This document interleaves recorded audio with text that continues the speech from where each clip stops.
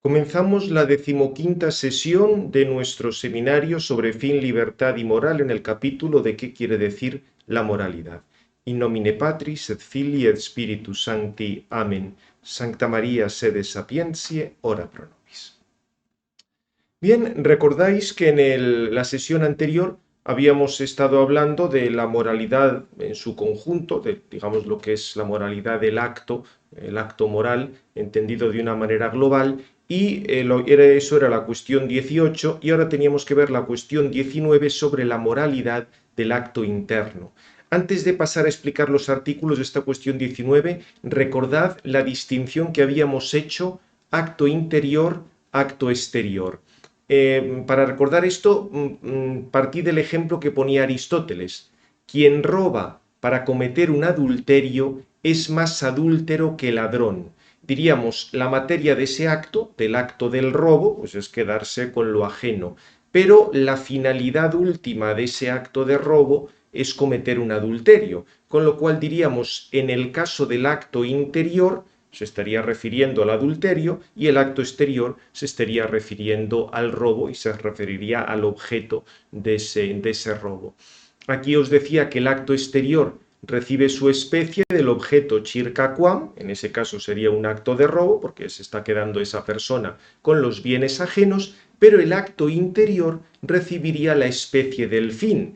Diríamos, lo que está buscando internamente no es tanto ese robo, que sí, busca el robo porque lo está cometiendo, pero lo está ordenando al fin del adulterio, con lo cual, en ese caso, el acto interior se referiría sobre todo a ese fin. Diríamos, el objeto del acto interior es el fin, mientras que si nos quedamos solo con el acto exterior, el objeto sería esa materia circa quam, eso que está robando.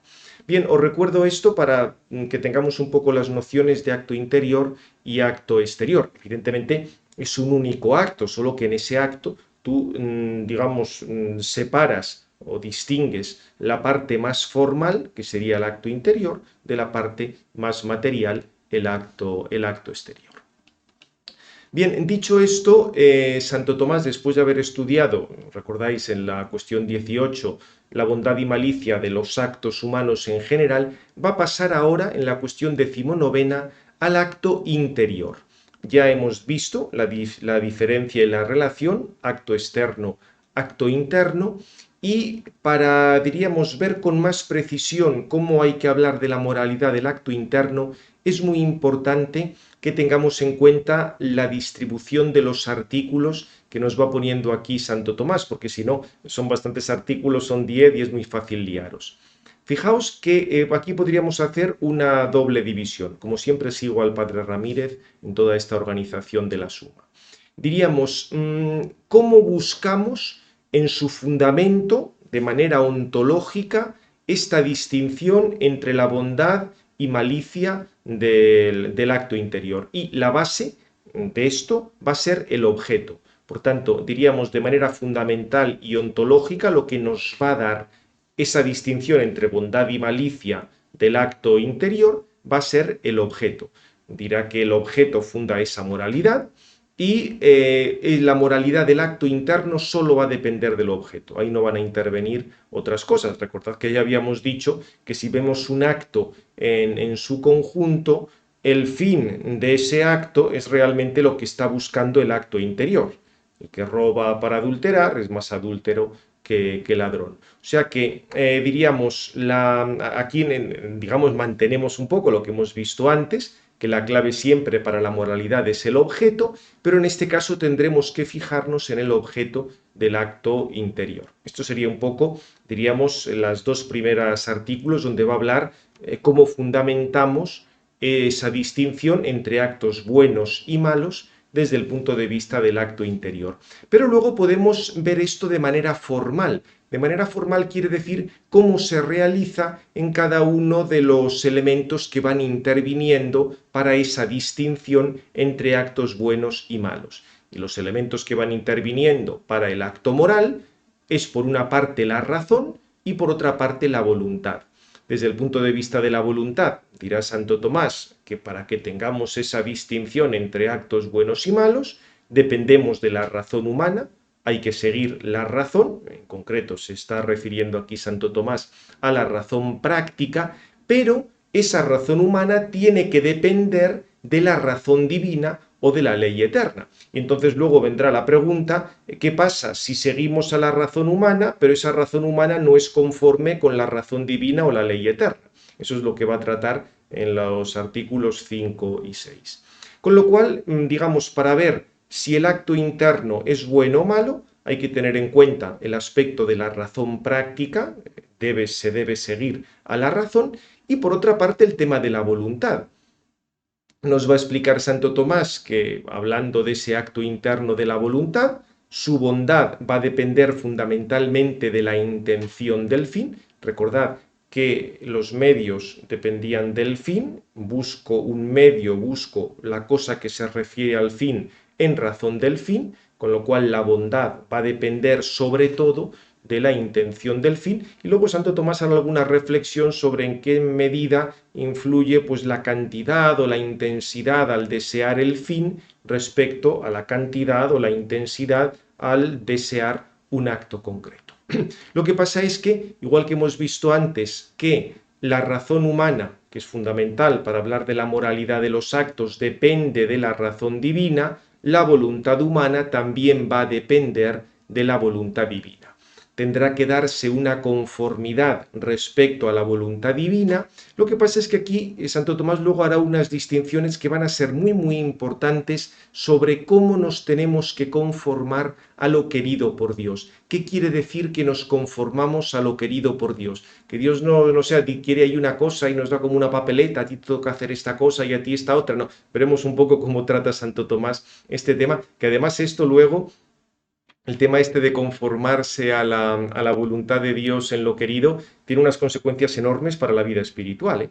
Ya os apuntaré aquí alguna cosa porque el modo, por ejemplo, de ver este conformarse a la voluntad de Dios en Santo Tomás y en San Ignacio es bastante distinto. Esto en algún artículo lo he tratado, ya os lo pondré abajo en la descripción del vídeo, pero el tema ese de cómo nos conformamos a la voluntad de Dios es muy importante. Bien, pero esas son las últimas cuestiones, vamos a ir, los últimos artículos, vamos a ir paso a paso.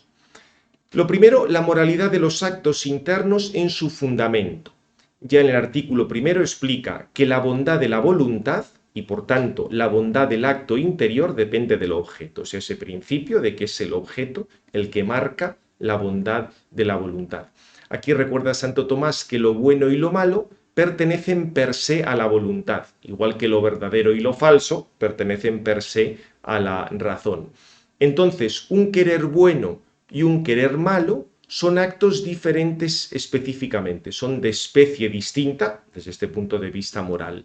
Ahora, como la diferencia específica en los actos se da por los objetos, lo bueno y lo malo en los actos de la voluntad, esa distinción entre lo bueno y lo malo en los actos de la voluntad va a venir por el objeto. Por supuesto, dice Santo Tomás que siempre buscamos el bien. Lo que pasa es que no siempre queremos el bien verdadero. A veces se elige una cosa que es conveniente o es apetecible bajo un aspecto, es decir, es un bien aparente, con lo cual ya sería un mal, porque no es, digamos, no estás eligiendo aquello que verdaderamente te va a llevar a alcanzar el fin. Y también recuerda que en el Ad Tertium que el bien se presenta a la voluntad por parte de la razón y en cuanto cae bajo ese orden de la razón, entra en el campo moral y causa la bondad moral en el acto de la voluntad. O sea que, diríamos, el tema de aquí Santo Tomás está diciendo que obviamente es la voluntad la que busca ese bien, pero el bien se lo tiene que presentar la razón. De esto hablará con más detalle en artículos posteriores. Y luego todavía va a dar un paso más. Hemos visto, por tanto, que la bondad de la voluntad depende del objeto. Lo que nosotros queremos, si eso es conveniente o eso es disconveniente, eso va a ser bueno o eso va a ser malo. Pero Santo Tomás va a dar todavía un paso más. La bondad y malicia de la voluntad, nos estamos refiriendo al acto meramente interno, solo dependen del objeto. Aquí Santo Tomás nos dice que en cualquier género lo primero es siempre lo más simple, digamos, lo que da origen a todo lo que viene después. el principio de la bondad y malicia de los actos humanos viene siempre del acto de la voluntad. Acordaos, aquí podríamos traer a colación aquella cita del Señor de que es del corazón del hombre de donde surge la bondad o la maldad. Un poco es esto lo que quiere decir Santo Tomás. Por eso dice, por eso su bondad y malicia deben proceder de algo uno y único, mientras que en los otros actos, o sea, cuando ya no estamos en el simple acto de la voluntad, en el acto más interno, sino en otros actos que intervienen en más potencias o más cosas, ahí ya sí que intervendrán más aspectos. Por eso, la bondad y malicia de la voluntad procede de aquello que causa per se, por sí mismo, la bondad en el acto, y eso es el objeto. No procede pues de las circunstancias, que son ciertos accidentes al acto. Lo que pasa es que aquí nos va a hacer en el ad primum es eso que ya habíamos visto cuando os expliqué la diferencia entre acto exterior, acto interior. El fin es el objeto de la voluntad, no de las otras fuerzas. Luego, en el acto de la voluntad no se distingue la bondad del fin respecto a la bondad del objeto.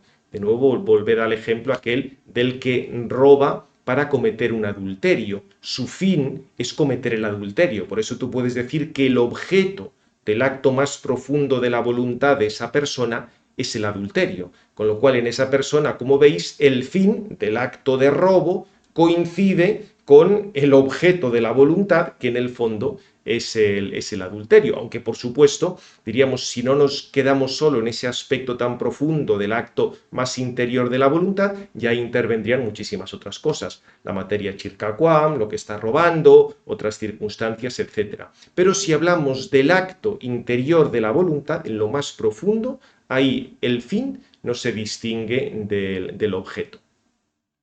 Y luego en el ad secundum nos da también algún otro detalle, porque podría parecer, como se dijo antes, que las circunstancias añaden bondad o malicia. Sin embargo, si hablamos de nuevo con rigor del acto más profundo de la voluntad, del acto más interno, se podría decir que alguien quiere algo como no debe o cuando no debe. Pero atención, porque aquí Santo Tomás nos obliga a precisar.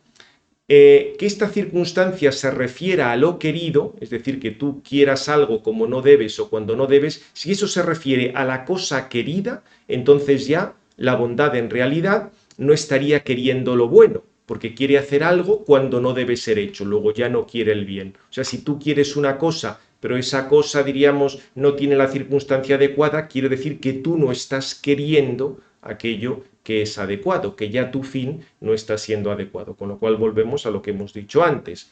Es simplemente del fin y del objeto del que depende la bondad del acto interior. Otra posibilidad es que la circunstancia se refiera no al objeto querido, a la cosa que tú quieres, sino al acto de querer. Pero claro, entonces dice Santo Tomás, es imposible que el hombre quiera el bien cuando no debe, porque siempre tenemos que querer el bien. O sea, si nos fijamos en el acto de querer, siempre tenemos que querer el bien. Como mucho podría darse per accidens, o sea, que alguien al querer este bien se vea impedido de querer este otro bien, y el otro era un bien debido. Pero entonces ya estarías queriendo mal, porque no estás queriendo el bien que debes.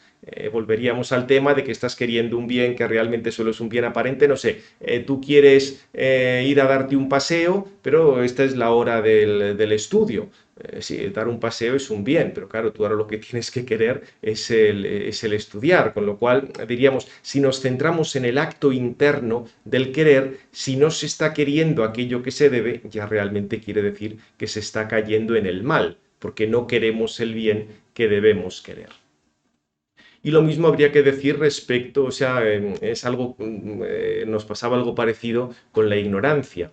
La ignorancia de las circunstancias excusa la malicia de la voluntad en la medida que la circunstancia está en lo querido. O sea, cuando tú es que, digamos, si no conoces bien aquello que estás queriendo, entonces estás actuando por ignorancia. Aquí ya habría que entrar si es una ignorancia culpable o no culpable. Pero diríamos que el tema de la ignorancia de las circunstancias en el fondo redundaría sobre si eso que tú estás queriendo, si los ignoras qué es eso que estás queriendo, ya el acto empezaría a perder voluntariedad. Bien, pero estas son cosas que ya habíamos visto y ahora no las tratamos para no complicar más el asunto. Con lo cual hemos visto que la bondad básica del acto interno y la bondad fundamental del acto interno depende del objeto y solo depende del objeto. Pero vamos a ver ahora cómo esto se va realizando gracias tanto a los actos del entendimiento como a los actos de la voluntad. Como os digo aquí, después de haber visto de una manera fundamental la raíz de la bondad o malicia del acto interior de la voluntad, Santo Tomás examina formalmente los elementos de esa bondad y malicia, que habéis visto, primero era la razón y luego era la voluntad. ¿Cómo interviene la razón para la bondad o malicia del acto interno de la voluntad? Pues el argumento, como vais a ver, es muy sencillo. La bondad de la voluntad depende de su objeto. ¿Quién presenta el objeto a la voluntad? La razón. El objeto de la voluntad se le propone por la razón, pues el bien entendido es el objeto de la voluntad que resulta proporcionado a la misma. Ya la razón práctica propone una cosa concreta que hay que hacer, esa cosa concreta es proporcionada a la voluntad y la voluntad la elige. Por eso dice, la bondad de la voluntad depende de la razón, del mismo modo que depende del objeto. Hemos dicho que la bondad de la voluntad dependía del objeto. ¿Quién presenta el objeto? Lo que hay que elegir a la voluntad lo presenta la razón. Luego, claramente, esa bondad de la voluntad va a depender de que se le proponga por parte de la razón el objeto adecuado. Hay que tener en cuenta, como os digo aquí, que el bien sensible o imaginario es proporcionado al apetito sensitivo, mientras que el bien del nivel propiamente intelectual, aunque ya sea práctico y concreto, es lo proporcionado a la voluntad.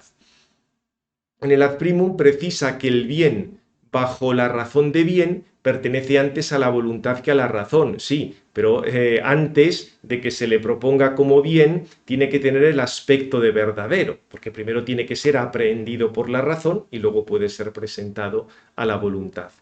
Y en el ad secundum también nos da otra reflexión interesante cuando dice que la rectitud de la razón, se entiende siempre de la razón práctica, en aquellas cosas que son para el fin, es decir, en los medios, consiste en que haya una conformidad con el apetito del fin debido.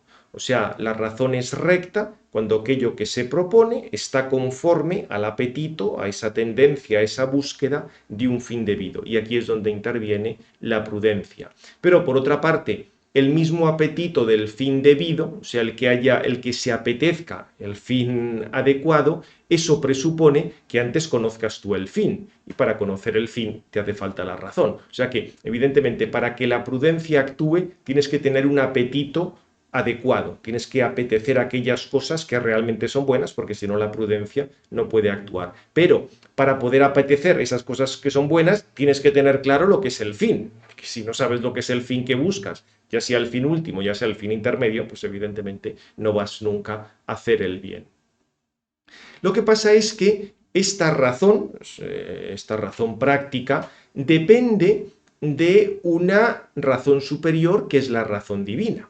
Por eso la bondad y malicia de la voluntad va a depender de la ley eterna. Hemos visto que depende de la razón, que la razón práctica le proponga aquello que es adecuado, pero la razón depende a su vez de una razón superior, que es la ley eterna. Y aquí Santo Tomás alude a que en las causas ordenadas el efecto depende más de la causa primera que de la segunda. La razón humana es regla de la voluntad humana, ya lo hemos visto. La voluntad tiene que seguir la razón, pero ese ser regla le viene de la ley eterna. O sea, la razón humana, la razón práctica no es regla última, es una regla que depende de la ley eterna, que es la razón divina. Entonces, la luz de la razón nos puede mostrar los bienes y regular nuestra voluntad, pero solo en cuanto que deriva de la razón divina, en cuanto que, digamos, es conforme con la razón divina. Por eso, la bondad de la voluntad humana depende mucho más de la ley eterna que de la razón humana. Por eso dice Santo Tomás que cuando falla la razón humana hay que recurrir a la eterna. Muchas veces tendremos que ver qué es lo que Dios nos ha revelado, ya esto va entrando en el plano propiamente teológico, porque lo que establezcamos nosotros, pues muchas veces nos equivocamos. Por supuesto, y esto es importantísimo, la ley eterna nos resulta desconocida tal como está en la mente divina. O sea, no es que tenga que haber aquí una iluminación cada vez que realizamos acto, algo por el estilo. Lo que pasa es que Santo Tomás dice que mediante la razón natural podemos conocer algunas cosas de la mente divina, en cuanto que pues, conocemos el orden de las diversas tendencias, cuál es nuestro fin, etc. Porque al fin y al cabo el hombre no deja de ser imagen de Dios. O sea que por una parte, digamos, la misma razón natural puede conocer toda una serie de cosas que en última instancia dependen de Dios y conforme a ellas organizar la vida moral, o también, por supuesto, nos habla de una revelación añadida. La misma revelación que Dios nos ha dejado contiene una cantidad enorme de preceptos morales que nos ayudan en este sentido. Fijaos que aquí también se podría añadir, aunque de esto diremos algo más adelante, todo lo referente a los dones del Espíritu Santo, porque la intervención de los dones del Espíritu Santo nos va a ayudar a tener esa docilidad respecto a lo que Dios nos va moviendo, pero eso sería otro nivel distinto. Al final de este curso diremos algo de los dones del Espíritu Santo y en cualquier caso en este mismo canal tenéis todo un curso en el seminario sobre la verdadera vida en el Espíritu. Dedicamos bastante tiempo a los dones del Espíritu Santo. El que quiera profundizar lo puede ver ahí. Bien, o sea que por tanto la razón, hay que seguir la razón práctica humana, pero esta a su vez tiene que depender de la divina. Entonces, claro, ahora se plantea la posible pregunta. Hemos dicho que tenemos que seguir la razón humana y que a su vez la razón humana tiene que ser conforme con la divina.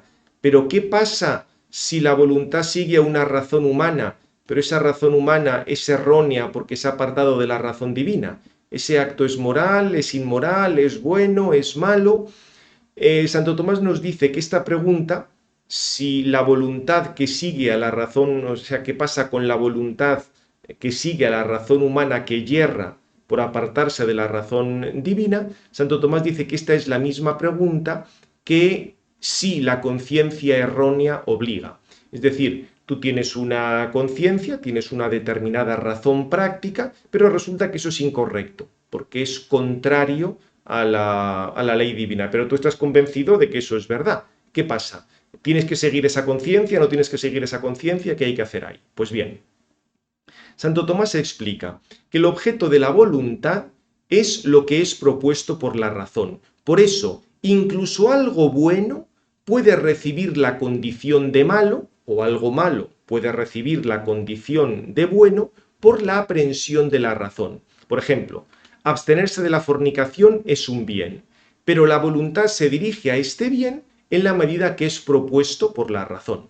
Yo sé que es bueno abstenerme de la fornicación, así me lo propone la razón, me abstengo de la fornicación y eso está bien, perfecto. Ahora, si una voluntad equivocada lo propusiera como un mal y la voluntad se dirigiera a ello como un mal, o sea, resulta que la razón te dice que no, que abstenerse de la fornicación en realidad es malo y tú no tienes que abstenerte de la fornicación. Evidentemente esa razón es errónea, pero te lo está diciendo de ese modo. Puedes buscar algún aspecto para justificar eso. Entonces, la voluntad sería mala. No porque quisiera algo que per se es malo, sino algo malo per accidens, debido a la aprehensión de la razón. Porque la razón te está diciendo, abstenerte de la fornicación en realidad es una cosa mala, con lo cual tú no debes abstenerte de la fornicación. Si a pesar de eso que te está diciendo la razón práctica, que es la conciencia, tú te abstienes de la fornicación, estarías haciendo un mal. No porque el abstenerse de la fornicación sea malo, el abstenerse de la fornicación es bueno, pero eso se te está presentando como algo malo y tú lo estás siguiendo en ese sentido. Otro ejemplo. Creer en Cristo es bueno per se, no solo es bueno per se, sino que es necesario para la salvación. Y la voluntad se dirige a ello en cuanto propuesto por la razón. Aquí también, por supuesto, interviene la gracia, el Espíritu Santo, etc. Pero Si la razón propusiera que creer en Cristo es malo y la voluntad se dirigiera a ello como algo malo, pues estaría haciendo mal. Diríamos, en ese caso el creer en Cristo sería algo malo porque la conciencia te estaría diciendo que eso es malo y tú sin embargo estarías creyendo en Cristo, aunque realmente sea bueno, o sea, realmente es necesario para alcanzar el fin. Pero como la conciencia te lo proponía como algo malo, ya el resultado, lo que tú estabas haciendo, era mal. Por eso dice Santo Tomás que toda voluntad que se separa de la razón o conciencia, ya sea correcta, ya sea equivocada, será mala. Con lo cual, si no actuamos conforme a la conciencia, siempre hacemos el mal. Veremos luego cómo hay que salir de aquí. Va en el ad primum precisa que, por supuesto, el juicio de la razón equivocada no deriva de Dios, pero la razón propone su juicio como verdadero y, por tanto, como es verdadero, como derivado de Dios, que es de quien procede toda verdad. Obviamente, si el hombre supiera que la razón humana dicta algo contra Dios, no tendría que seguirlo, pero entonces ya esa razón no sería errónea del todo, porque ya se daría cuenta, bueno, pero esta razón es correcta, no es correcta, y ahí empezarían las dudas. Lo que pasa que si al errar la razón propone algo como precepto de Dios, despreciar esa razón sería despreciar a Dios. O sea, si la razón llega a la conclusión de que tal cosa es precepto de Dios y tú no obstante te lo saltas, evidentemente estarías en contra de ese precepto de Dios, aunque esa razón fuera errónea. Con lo cual, como veis, si se actúa en contra de la conciencia, se hace mal. Pero está ahora la otra cara de la moneda. Pero si actuamos de acuerdo con esa conciencia equivocada, ¿hacemos el bien? Pues Santo Tomás nos va a decir que tampoco. Es decir, si tú sigues una conciencia errónea, lo que haces tampoco es bueno. Y el ejemplo del sec contra es muy claro.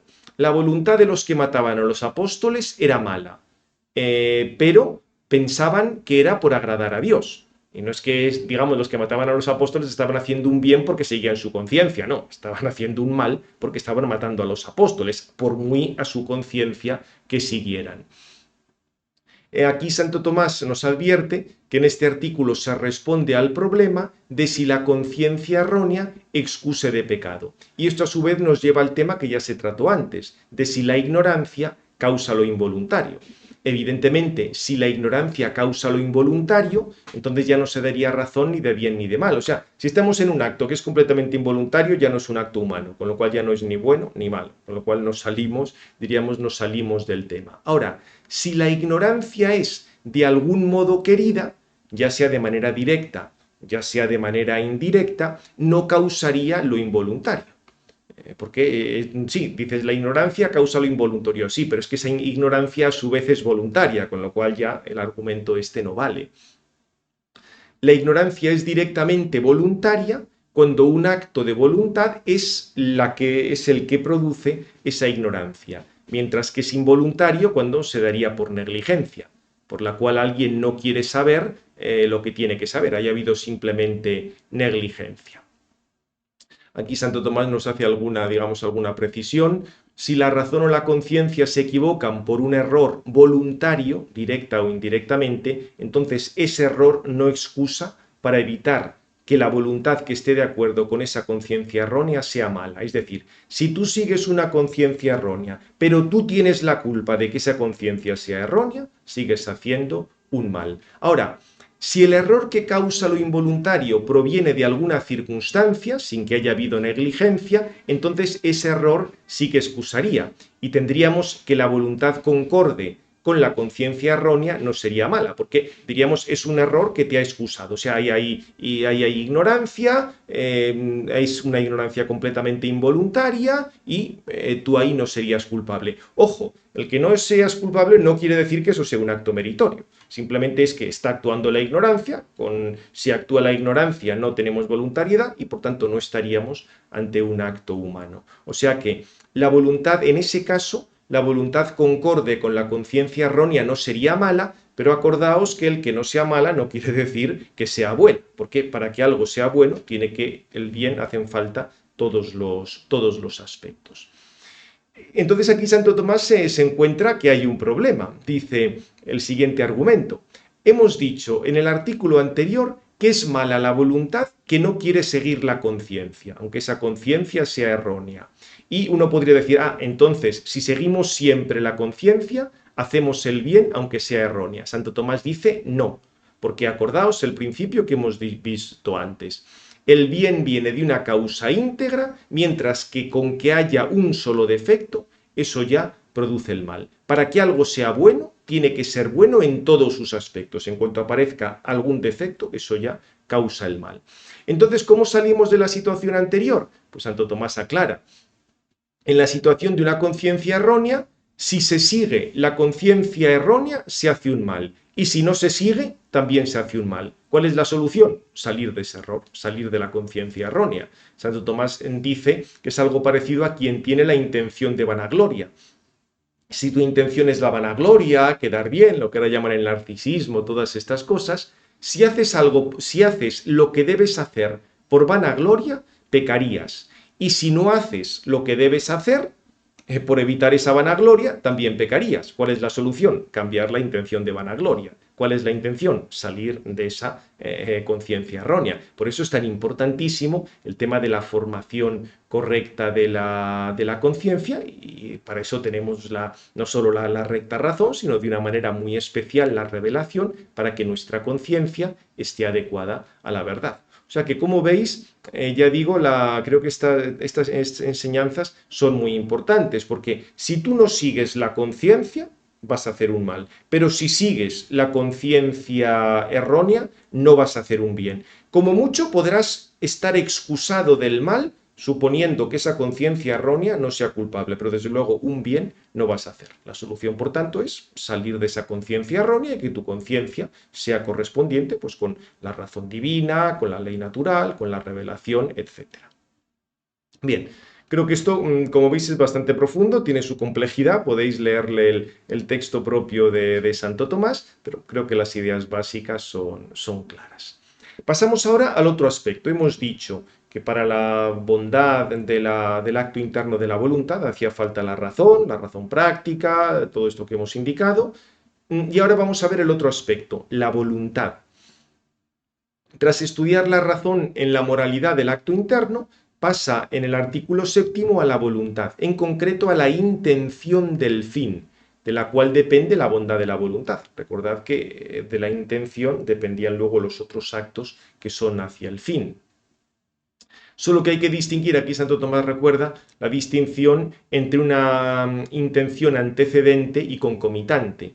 Cuando la intención precede a la voluntad, cuando queremos algo por un fin. Entonces, el orden al fin es la razón de la voluntad de lo querido. Por ejemplo, alguien quiere ayunar, pues por Dios, ayunar por glorificar a Dios, por cumplir los preceptos las indicaciones del Señor, el consejo del ayuno. Entonces, la razón del bien del ayuno es que se hace por Dios, con lo cual hay claramente la bondad de este querer, yo quiero tal medio que es el ayuno, depende de la intención del fin, alcanzar mi fin, que es estar con Dios, glorificar a Dios, etc. Otra posibilidad es que la intención sea concomitante, cuando se aplica a una voluntad previa, como cuando alguien quiere hacer algo y después se da cuenta y lo refiere a Dios. En ese caso, la bondad del primer acto de la voluntad no depende de la siguiente intención, a menos que se reitere el acto de la voluntad con esa intención. Yo quiero, pues no sé, yo quiero al principio ayunar, pues porque es sano para la salud. Bien, eso tiene una cierta bondad. También hay que cuidar, diríamos, el aspecto de nuestra salud. Pero luego, diríamos, rectifico la intención o añado otra nueva intención, digamos, que englobe la anterior. No, pero esto va a ser para gloria a Dios. Y entonces, digamos, puedo renovar también ese acto de voluntad de querer ayunar. Fijaos que estamos hablando de actos de la voluntad que se refieren a los medios, porque el acto de la voluntad respecto al fin es la intención, como ya hemos visto. Estaríamos ahora en el campo de las elecciones, cosas que uno elige en orden al fin. Diríamos, cambio o añado o preciso la intención, y esto lo ofrezco a Dios, o lo deseo el ayuno por gloria de Dios, o algo de ese estilo. Bien, como siempre, el tema del principio de que el bien se da por la causa íntegra y el mal por cualquier defecto. En el artículo octavo, no obstante, precisa lo anterior porque dice que puede haber una intención con mayor bondad y un acto de voluntad con menor bondad o incluso malo. De manera que no toda la cantidad de bondad en el acto de la voluntad dependería de la intención. Aquí el tema es complejo, simplemente Santo Tomás bien, aquí no Santo Tomás nos está diciendo es que puede haber un determinado acto que sea, diríamos, más débil o más remiso y el que haya una intención muy fuerte de alcanzar el fin. Aquí Santo Tomás hace, solo que en esto no nos vamos a detener porque tiene menos interés. Diríamos que nos fijemos en el acto que queremos realizar. Alguien quiere realizar un acto muy grande, muy importante, en razón de un fin, o bien simplemente que la intensidad de ese deseo del fin pues sea mayor. Aquí hace unas divisiones, pero ahora no nos vamos a entretener porque si no ya, digamos, este artículo es muy largo y ahora, digamos, eso nos interesa menos. Son más interesantes y con esto cerramos los dos últimos artículos, el noveno y el décimo. Recordad que antes habíamos visto cómo la razón práctica, la razón humana práctica, tiene que depender de la razón divina. Para que sea verdadera y que de ese modo pues evitemos ese problema de la conciencia errónea, todo esto. Pero con la voluntad sucede lo mismo. Nuestra voluntad, la intención del fin, tiene que ser coherente con la voluntad divina. Tenemos que conformarnos con la voluntad divina. Este es el artículo noveno. Como veis aquí es un orden paralelo a que se dijo antes sobre la razón humana y la divina. Básicamente, la bondad de la voluntad depende de la intención del fin, y el fin último de la voluntad humana es el sumo bien que es Dios. Luego, para la bondad de la voluntad humana, hace falta que se ordene a Dios. El bien divino se compara a la voluntad divina como su objeto propio. Entonces, como ya dijimos, lo primero en un género es la medida y la razón de todo lo que hay en ese género. Cómo lo recto y lo bueno se alcanza cuando uno llega a la propia medida. Para que la voluntad del hombre sea buena, hace falta que se conforme a la voluntad divina. Creo que esto es bastante claro. Atención, ya nos advierte el ad primum que esta conformación se da por una cierta imitación. No es que tú te identifiques sin más con la voluntad divina, es algo parecido al conocimiento del hombre con el de Dios. No es que nosotros conozcamos todo lo que Dios conozca o conozcamos perfectamente a Dios, no. En la medida que nosotros conocemos cosas verdaderas, nos estamos pareciendo a Dios que conoce toda la verdad. En la medida que nosotros queremos ese bien y queremos el bien máximo y queremos unirnos a Dios, no es que queramos exactamente lo que está queriendo Dios, porque eso, como vamos a ver ahora, muchas veces se nos escapa, pero ya nos estamos diríamos, asemejando, imitando a la voluntad divina. Hay una imitación, no una equiparación. Y ya viene el artículo décimo, que este es bastante importante, esto os aconsejo la lectura completa de él porque tiene cosas valiosísimas.